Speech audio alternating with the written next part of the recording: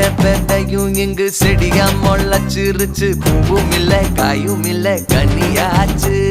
கல்யாண தேதி வந்து கண்ணோடு ஒட்டிக்கிச்சு.